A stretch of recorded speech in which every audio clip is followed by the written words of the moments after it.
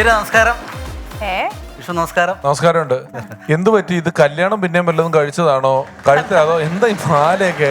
ഭയങ്കര സന്തോഷമുണ്ട്. കാരണം എനിക്ക് പുറത്തു നിന്നും ഒരു എക്സലൻസ് അവാർഡ് എനിക്ക് കിട്ടി. പുറത്തു നിന്ന് പറഞ്ഞാൽ നമ്മുടെ ഈ ഓഡിറ്റോറിയത്തിന്റെ പുറത്ത് വല്ല പിള്ളേർ വെച്ചതായിരിക്കും. അത് നിങ്ങൾ എടുത്തോണ്ട് പോകരുത്. അത് അവർക്ക് വീട്ടിൽ കൊണ്ടുവരാനുള്ളതല്ലേ. ഇവിടെ ഒന്നുമല്ല, പിന്നെ ചൈനയിൽ നിന്ന് എനിക്കൊരു എക്സലൻസ് അവാർഡ് ഇന്ന് കിട്ടും. ഓ കലക്കേട്ടാ. ഒന്ന് വരാമോ? ഓ വരാലോ. അല്ല, മോള് വരണം. മോള് വരുന്നു. മോള് ശരിയോട്ടെ. അല്ല, ഒരു കാര്യമുണ്ട്. അദ്ദേഹത്തിന് അങ്ങനെ ഒരു അവാർഡ് കിട്ടിയാൽ ആദരിക്കേണ്ട ഉത്തരവാദിത്വം എനിക്കാണ്.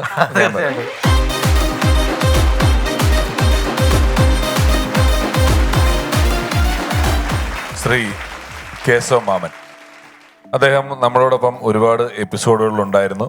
അദ്ദേഹം ചൈനയിൽ നിന്നും ഒരു എക്സലൻസ് അവാർഡ് ഏറ്റുവാങ്ങി വന്നിരിക്കുകയാണ്. അദ്ദേഹത്തിന് ഒരു പുരസ്കാരം കിട്ടുക എന്ന് പറഞ്ഞാൽ അത് ശരിക്കും അതിലെനിക്കൊരു വലിയ പങ്കുണ്ട്.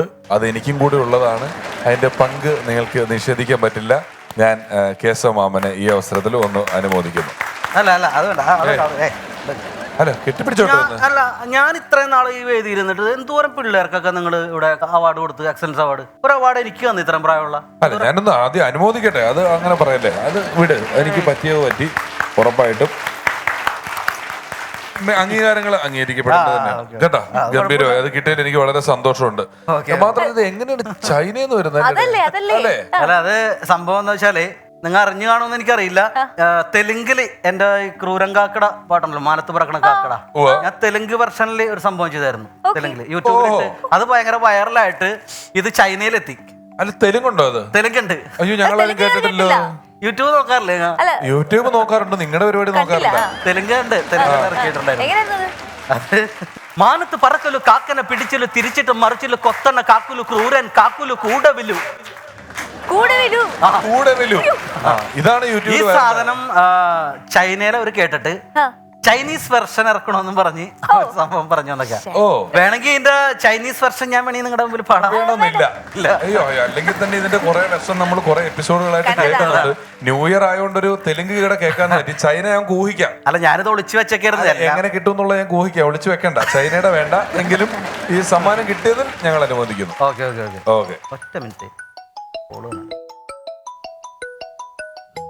ചൈനന്നാ അവര് ന്യൂ ഇയർ ആഘോഷത്തിന്റെ തിരക്കിലായിരിക്കും.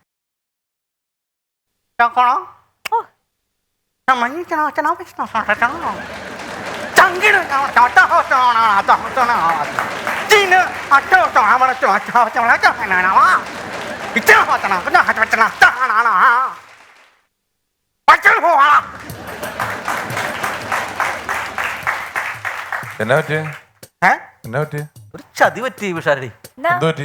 ഈ ചൈനക്കാർ ഇവിടെ വന്നതേ എനിക്ക് അവാർഡ് തരാൻ വേണ്ടിട്ടായിരുന്നില്ല. പിന്നെ മറ്റേ കൊറോണയുടെ ഒരു വകഭേദം വന്ന വൈറസ് ഇറങ്ങിയിട്ടുണ്ടായില്ല, അത് എന്നിലേക്ക് പകർത്താൻ വേണ്ടി വന്നതാണ് അവരിവിടെ. എന്നാ പണിയായിട്ടാ കാണിച്ചത്? ഞാൻ നിങ്ങളെ കെട്ടിപ്പിടിക്കുക ഉമ്മയൊക്കെ വയ്ക്കുകയോ ചെയ്തില്ല. എനിക്ക് വരൂല ഇനി. അത് എന്തിനു കിടന്ന് ഒച്ചെടുക്കണപ്പാ? എനിക്ക് എന്ത് കിട്ടിയാലും അതിന്റെ പങ്ക് പിഷാരടിക്കണ്ടുള്ളാണെന്ന് നേരത്തെ പറഞ്ഞല്ലേ. അതിന്റെ പങ്ക് അങ്ങോട്ട് എടുത്തോ. പിന്നെ ഹാപ്പി ന്യൂ ഇയർ.